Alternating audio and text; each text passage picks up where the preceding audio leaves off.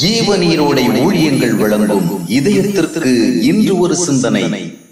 சவால்கள் உண்டு.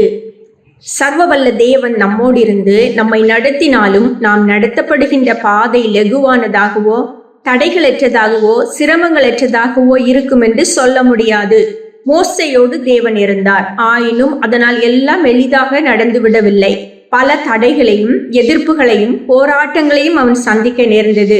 ஆனால் அனைத்தையும் கடந்து செல்ல கர்த்தர் உதவி செய்தார். தேவனால் தெளிவாக வழிநடத்தப்பட்ட நிச்சயத்துடன் ஒருவர் ஒரு தொழில் ஆரம்பித்தார்.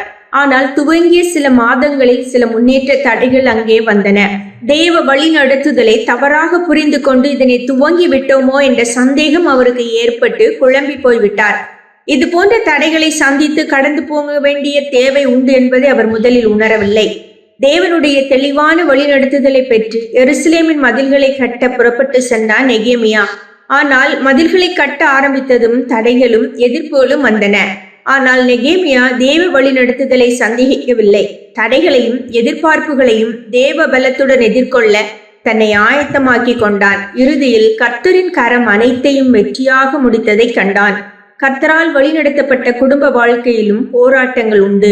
கர்த்தரால் ஏவப்பட்டு ஆரம்பிக்கப்பட்ட ஊழியத்திலும் தடைகள் பல உண்டு. கர்த்தருடைய சித்தத்தின்படி ஆரம்பிக்கப்பட்ட தொழில்களிலும் சவால்கள் பலவற்றை சந்திக்க வேண்டிய அவசியம் உண்டு.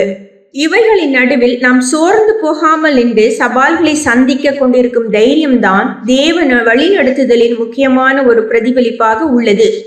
இந்த மண்ணுலகில் வாழ்கின்ற வரையிலும் விண்ணுலக தேவன் நம்மோடு இருந்தாலும் இந்த மண்ணுக்கேற்ற இயற்கை தன்மைகளோடுதான் சில காரியங்கள் நிகழும்.